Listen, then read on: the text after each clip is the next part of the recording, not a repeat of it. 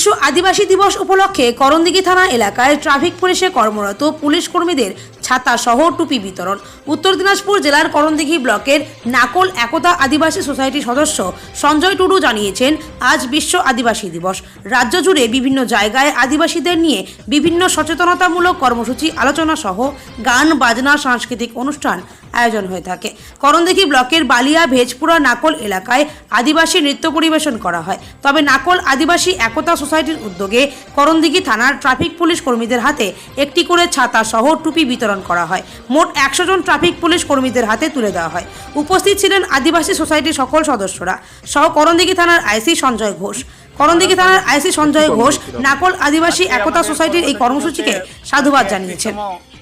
আদিবাসী দিবস, বিশ্ব আদিবাসী দিবস, তো সেই উপলক্ষে কর্তব্যরত যেসব পুলিশ অফিসার এবং সিভিক ভলেন্টিয়ার আছেন, আমরা বিলাসপুর পেট্রোল পাম্প থেকে ডুমোনা পর্যন্ত প্রত্যেকেই ওনারা যেহেতু রোদ ঝড় বৃষ্টি উপেক্ষা করে দিনরাত পরিশ্রম করে মানুষকে পরিষেবা দেন।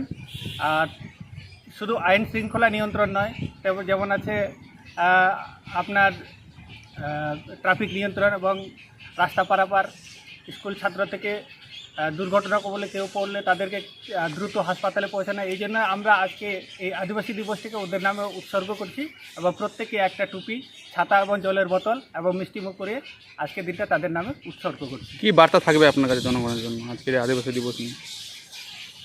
বার্তা বলতে এটাই যে আমরা মানুষ প্রত্যেকে একে অপরের পরিপূরক। তো প্রত্যেকের সহযোগিতায় আমরা যে কোনো কাজ আমরা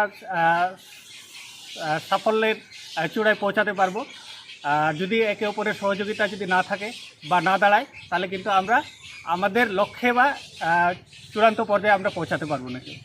এটাই বার্তা। হ্যাঁ, কিসের পক্ষ থেকে দিচ্ছেন এটা আজকে আপনারা? আমাদের যে সোসাইটি আছে নাকল একতা আদিবাসী সোসাইটি, তার তরফ থেকে আমরা দিচ্ছি।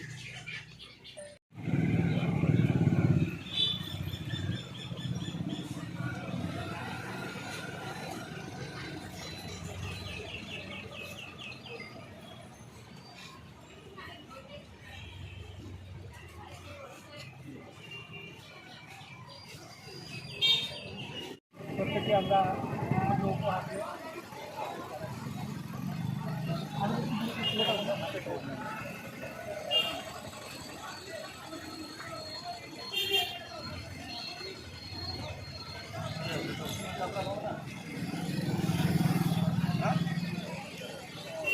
ঠিক আছে।